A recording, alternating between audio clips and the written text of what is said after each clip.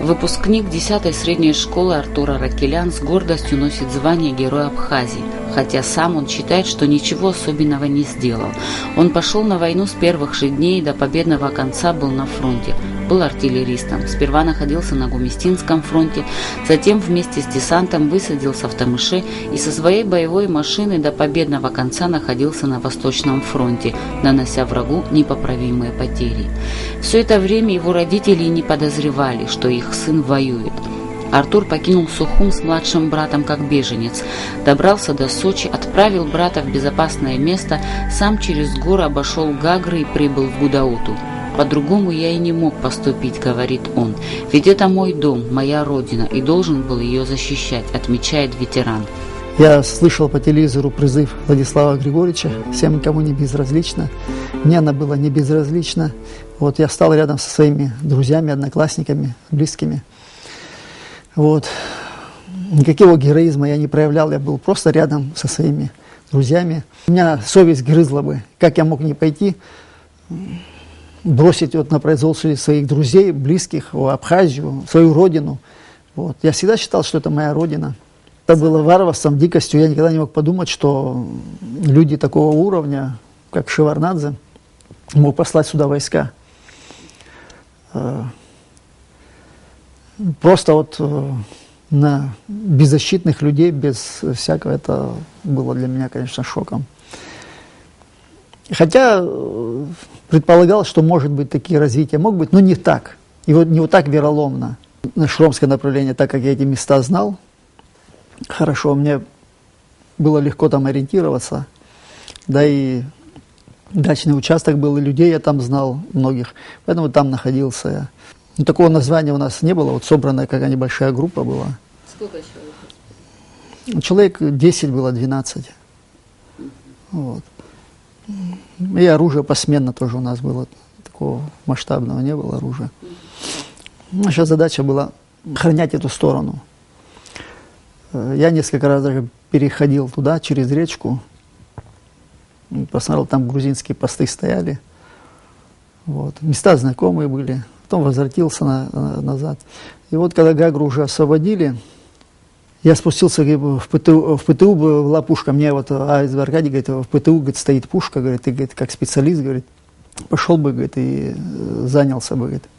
Я когда пришел, познакомился там с Анзором, начальником вот этого Бигвава. И Анзор мне помогал. Находясь там, я ремонтировал пушку, а по вечерам мы работали. То есть там мы работали, начиная с 8 часов и до 2-3 часов ночи. Там же изготавливали и минометы, там изготавливали вооружение, и ремонт стрелковый, и все остальное. И приходилось очень много там работать. А где база находилась? База в ПТУ. На базе ПТУ, это вот в Гудаутах. Ну вот так вот, когда отремонтировал, значит, я должен был набрать команду, идти с этой пушкой на фронт. Приехал Аслан Кубахи и говорит,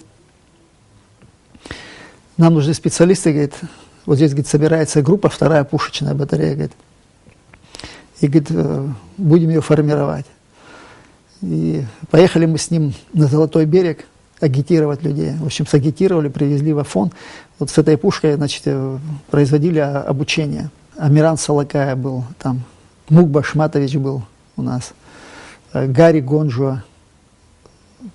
Вот. Готовили. Игорь Тарба был командиром, потом назначен, это батарея, а я находился уже в других подразделениях, ну, в артиллерийских, но в других уже частях, то есть пошел на повышение, как бы. Также познакомился с Аликом Гумба по кличке, у него, значит, был Седой. Значит, была такая директива, должны прийти реактивные установки БМ-21. Значит, я, Гарик ждали этого момента. Значит, когда они пришли, уже меня вызвали уже с Гумисты, я приехал, значит, там собрали команду в штабе в Гудаутах во главе с Асланом Кубахи, и мы поехали в Бамбору. И вот, значит, приехали туда, получали вот эти реактивные установки. Но прежде чем нам их отдать, я не знаю, я, может, секретные данные говорю, не нужно, но нам устроили экзамен. Вот. Мы его выдержали. Это кто, русские? Ну да. Сам генерал Ачандаров дал указание лейтенанту российскому, значит. И мы там, значит, принимали эти машины. Вот. А потом, значит, выехали на рубеж ночью. Все было секречено. Командиром назначен был Алик Гумба. Я был командиром взвода управления. Старшим офицером батареи был Гарик Хашик. Ну, такая вот структура создалась. И мы уже работали первые, значит, дислоцировались, мы так посмотрели в Ишера, где можно, были туннели первые в туннелях. Секретное оружие было, за них беспокоились мы. Вот. Был взвод охраны у нас, чтобы самолеты нас не бомбили и все остальное.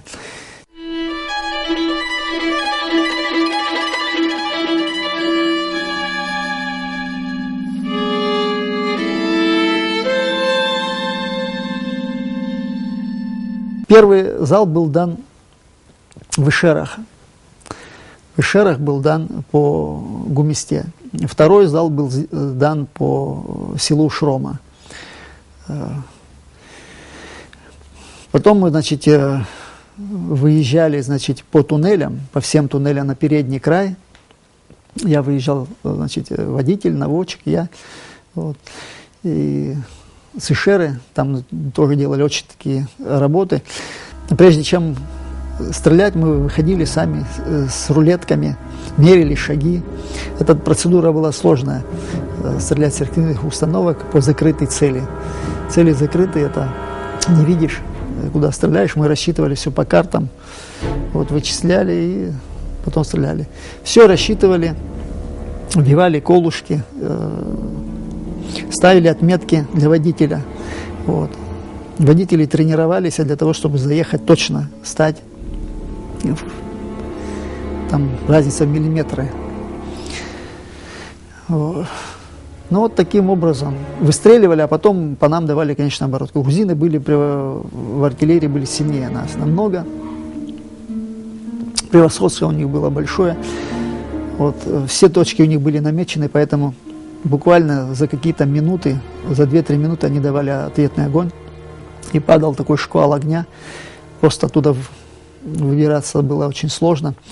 И времени не было. Ну, были такие моменты с-под моста вот этого, когда с туннеля выезжаешь, недалеко есть мостик. Мостик очень хороший такой, ориентир. Вот мы под мостом стояли для того, чтобы достать аэропорт в сторону Агудзеры стрелять. Там у них ремонтные базы были, вот по этим базам. Значит, ситуации такие были. Мы только уходили оттуда, и туда вот шквал огня бросался, буквально секунды, еле уносили ноги. Был еще момент, когда сбили самолет. Вот перед этим, как сбили самолет, значит, мы отстрелялись из этого моста и поднимались вдоль вот этого санатория, который военный там был, Ишерский. Чтобы нас уничтожить, были подняты потом, после артиллерийского обстрела, были подняты самолеты грузинские, они должны были нас. И вот там сбросили бомбу недалеко. Там полздания отлетело, а мы вот между зданиями, там деревья были, под деревьями. И как бы не пострадала машина, слава богу. Прошло полчаса, этот самолет, кстати, сбили. И мы выехали опять в дислокацию в туннеле. И, в общем, вот так вот мотались по туннелям, потому что дорога простреливалась, и видна была. Просто был такой момент, когда один раз поехали по дороге, и нас просто расстреливали, машину просто расстреливали. И еле ноги унесли тогда. А за каждую машину мы переживали, и потеря машины для нас была это равносильно смерти, да. Вот так вот. Потом выстраивались, набирали обороты, строили капониры, готовились к наступлению. А вот 1 мая был такой момент, когда шли практически перестрелки шли, и была артиллерийская война, шла с грузинами. То есть мы показывали свою силу, они показывали свою. И вот 9 дней шла постоянная перестрелка. Вот, и первыми, значит, они замолчали на 9-й день. И я почувствовал, что вот силы уравнялись, теперь можно уже как бы воевать. Это подмога. Артиллерия – это подмога для нашей пехоты, чего ей не хватало. Огневой поддержки. Ребята были отчаянные, сильно, бойцы были очень крепкие, сильные наши, выносливые. Но когда идет шквал огня противника, это было, конечно, чревато большими последствиями. Артиллерия для того, чтобы гасить огневые точки противника, дать нам возможность нашим ребятам подойти как можно ближе к цели, к противнику, чтобы вступить в контактный бой.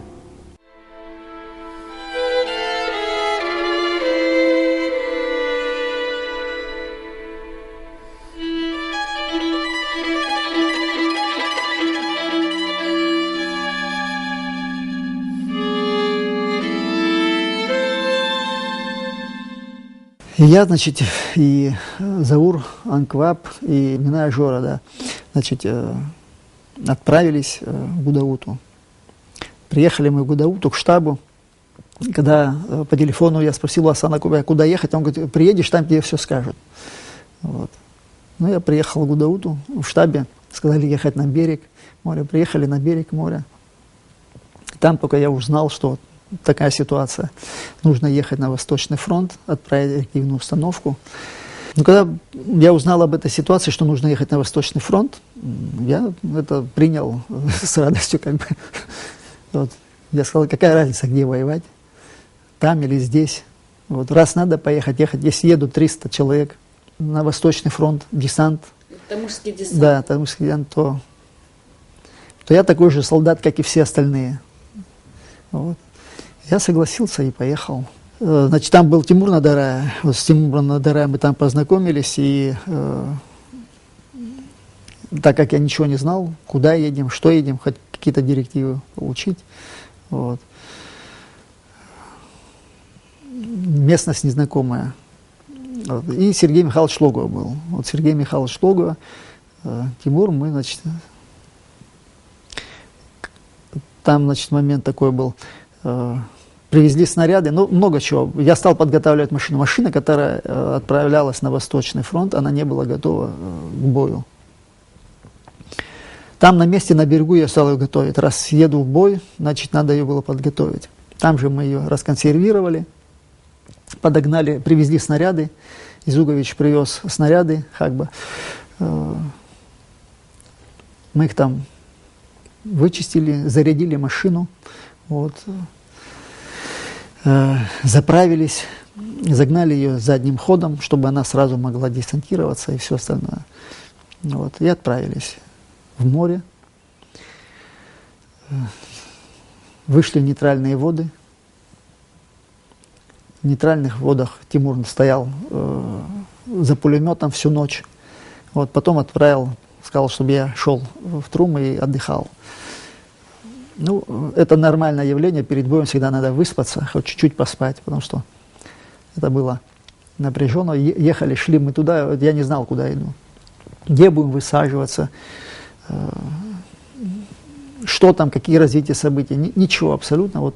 Ну, под утро уже на рассвете к 4 часам, когда подходили к Тамышу, нас уже обстреливали в море, нас засекли и били. Вот, я уже настолько был, все выработано у меня, настолько знал, какой снаряд летит, выстрел, примерно даже откуда, какое расстояние, вот,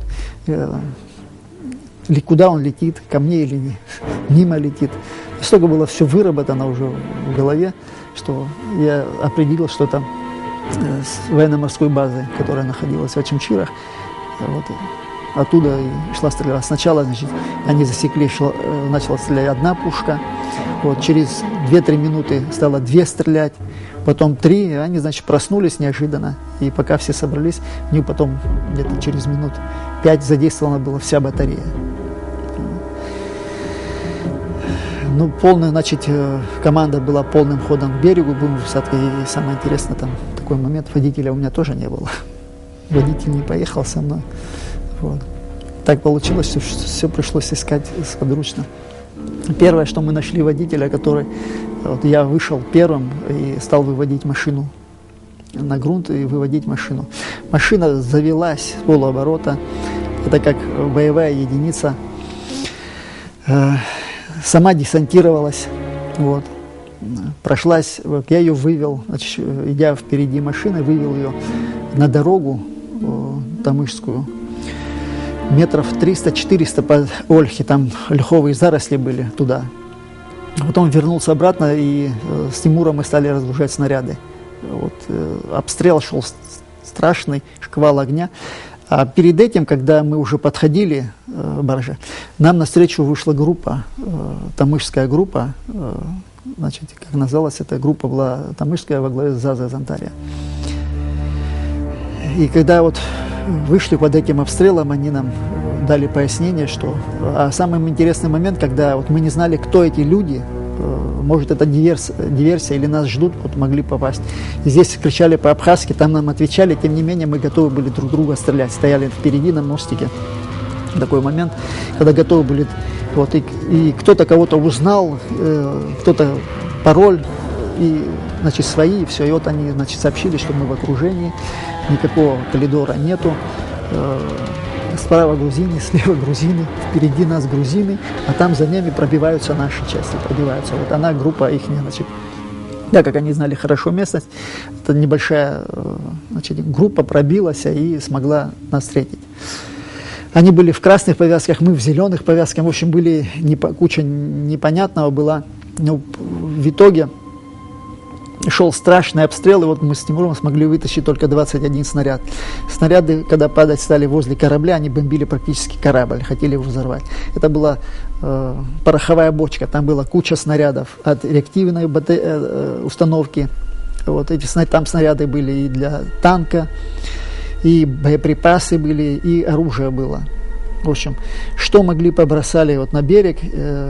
Я слышал, как снаряд упал уже где-то метров 10 от корабля, и звон был, то есть слышен был звук металла, когда об борт был, и пошла раскачка от волны вот этой баржи.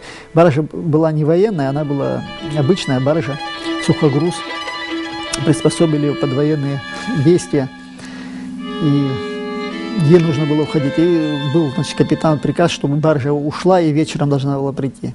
Но дело в том, что она ушла, и вечером просто ей подойти не дало. Это прекрасно я понимал. Грузины прекрасно знали, что там вооружение и все остальное, что баржу надо читать. Вот этот огонь частично перенесся вперед и частично пошел за баржей.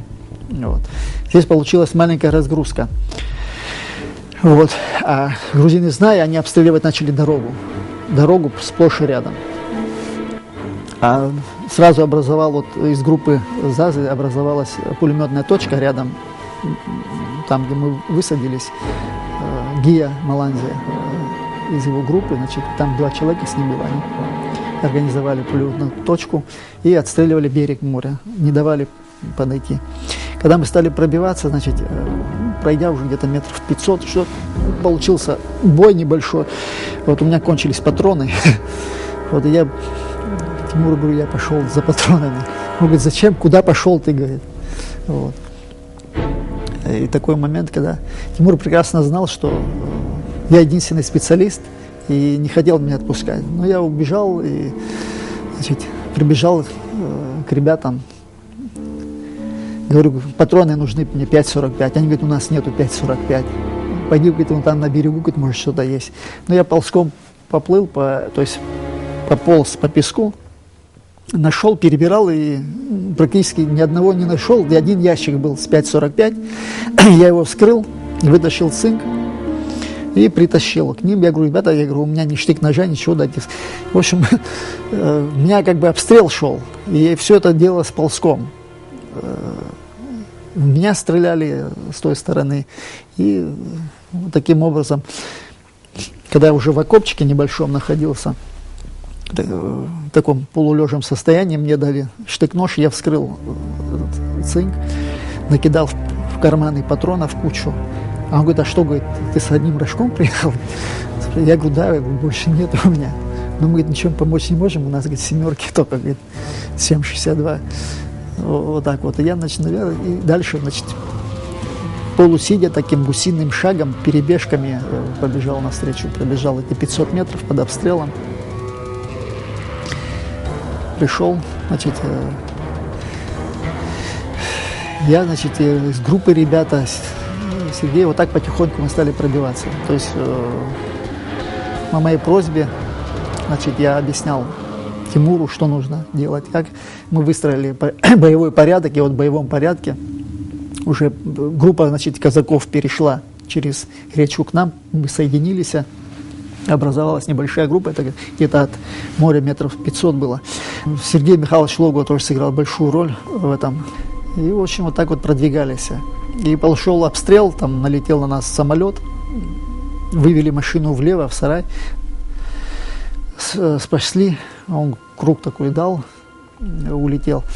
И так получилось. Потом с правой стороны тоже пошел обстрел. Непонятно, грузинские разговоры, слухи мы уже слышали. Там впереди, по-моему, они женщин послали. Вот говорит, этот язык я слышал, грузинскую речь, и женский, и мужской, все включено. Но, тем не менее, было решение их близко не подпускать. Начали мы обстреливать их, чтобы они куда-то свернули. И вот они ушли в сторону. А потом артиллерийская канонада опять вернулась обратно. Бой шел справа, слева. Вот. И я объяснил ребятам, что нужно выводить машину, сохранить ее. И вот когда она выйдет, значит, мы можем там работать, что-то делать. Вот такое задание было. И вот так пробивались потихоньку с боями небольшими. Я шел с небольшой группой впереди, мы шли метров 100-150, а потом, значит, возвращался, давал команду, что дорога чиста, что нужно выдвигать. И вот так машину поэтапно мы заводили, передвигали, глушили, чтобы шума не было. И шел впереди я для того, чтобы искать мины. Дорога, может, мы прошли бы, допустим, а машина могла подорваться в любой момент. Она в заряженном состоянии, 2,5 тонны взрывчатки на ней, вот каждый снаряд 100 килограмм весит. Вот такая вот. И пробились, дошли мы уже до... нет, было, еще один бой был у нас, мы вернули машину, значит, отправили назад, чтобы ее сохранить, а сами приняли бой. После этого небольшого боя, когда мы вернулись назад, стали разворачивать, мы сели в болото, застряли в болоте. Машина села полностью. Вопрос о том, чтобы ее взорвать, не стоял, я настоял, значит, я вытащил топор, пилу, мы начали рубить ветки, деревья. Тимур достал большие камни, забрасывал под колеса для того, чтобы можно было ее как-то приподнять. В общем, такими усилиями, где-то минут 40 шла стрельба, пальба, бомбежка, стрельба, пули летали, а мы, значит, таскали камни, подкладывали под колеса для того, чтобы ее вытащить. Выехали, слава богу, машину спасли, стали продвигаться вот так вот дальше. Дошли уже к Тамышу, за Тамышским, за вокзалом уже начался вот бой. Там уже шло, с той стороны были наши, с этой стороны мы, десантники. Но все это происходило в течение 8 часов. Только к вечеру мы смогли пробиться, вот, соединиться только к вечеру. И такое было решение, если мы, значит, не пробьемся, я вышел вперед для того, чтобы просмотреть ситуацию, можно ли обстрелять эту территорию. В общем, просчитал выезд и подготовился, и, значит, командиру, там был, значит, Казаков, фамилия уже не помню его. Он говорит, нужна будет артиллерийская поддержка. Я говорю, артиллерийская поддержка будет, проблем нету. Единственное, если вот сейчас вот если не пробьем, значит, будет. Ну, для этого мне нужно было подготовиться. Вот. Но я подготовил машину. Это вот прямо вот в лоб, прямой наводкой, значит, нужно было выйти и обстрелять школу. А потом я предложил, чтобы с гранатометов обстреляли там.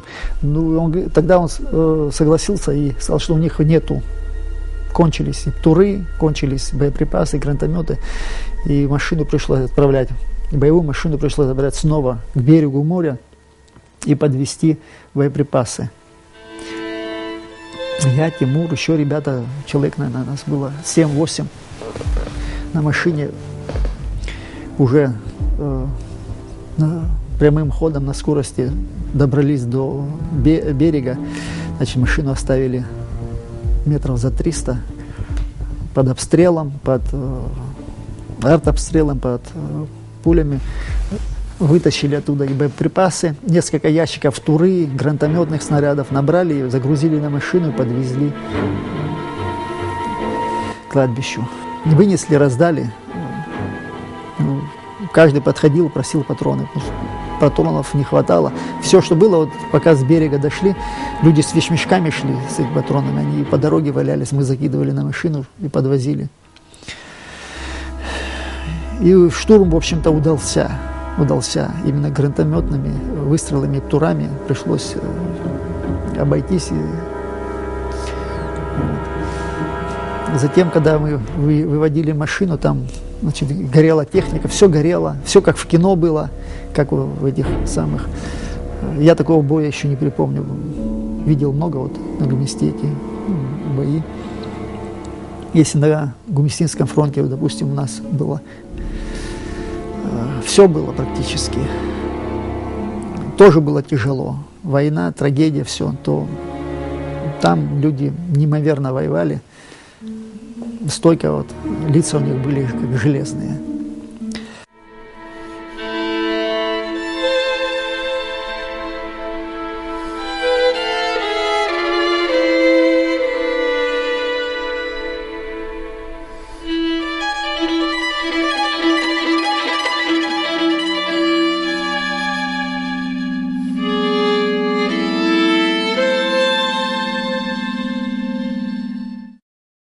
Такой техники не было, на Восточном фронте не было, так как его артиллерии единой тоже не было. Моей задачей стояло, значит, не только работать с этой установкой, но и создать хоть что-то там, чтобы была какая-то артиллерия. И в первые дни, когда мы вышли с окружения уже, доехали мы к вечеру уже в Кутол, там познакомился я с Баталом Джопова, вот он начальником штаба был, потом представили мне Вове Ануа, и чуть позже приехал Мираб Кишмария, командующий Восточным фронтом. Я представился, сказал, что вот в распоряжении, в ваше распоряжение вхожу. И он тут же дал задание нам обстрелять некоторые грузинские позиции. Я тут местность не знал, значит, с Тимуром поехали, Батал Джопов с нами поехал, для того, чтобы сориентироваться. Ну, всю работу проводил я, ориентирование на местности уже, куда, что ехать, это была уже моя задача. Ну и все успешно, обстрелялись, вернулись, и так, пока началось перемирие, 9 дней. Обстреливали и аэропорт Бабушерский. Потом уже после войны мне рассказывали, куда падали снаряды, жители, которые там находились. Все точно падало. Вот. На ГСМ стреляли, чтобы взорвать, не дать им заправляться. Но там не было уже горючего. Единственная столовая, когда я стрелял, я знал, что там есть столовая, где штаб у них находится. Вот там погибло несколько людей, потом после этого все исчезли. Самолетов у них тоже там они не оставляли, но они поняли, что есть уже у них опасность, и так просто они там разгуляться не могут.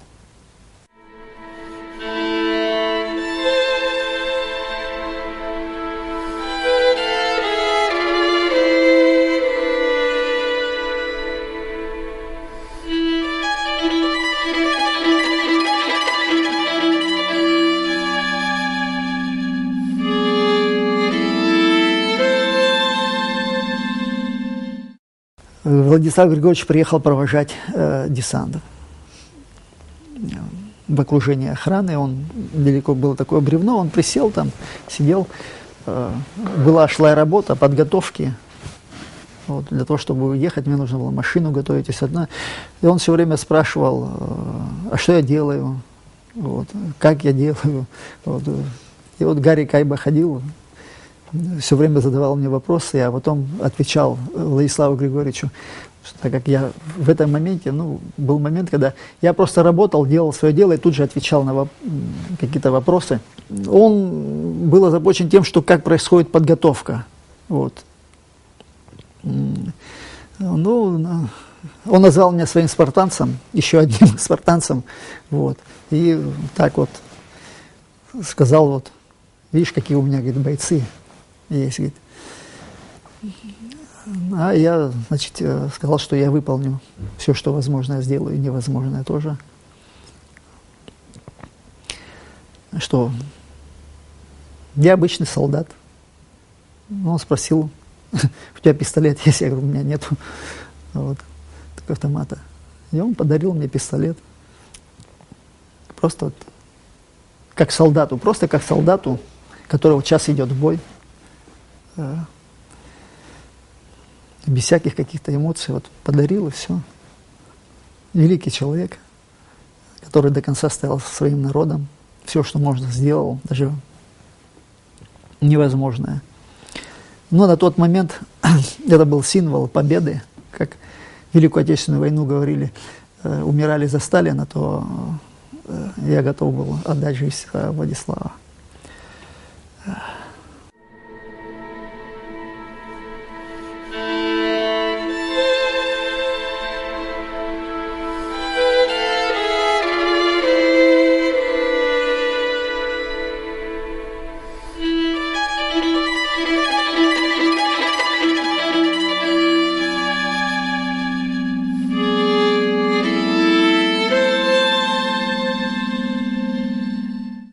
Это была мечта. Я не знаю, в какой день это произошло бы, как бы произошло бы, но, находясь на Восточном фронте, я знал, что это произойдет.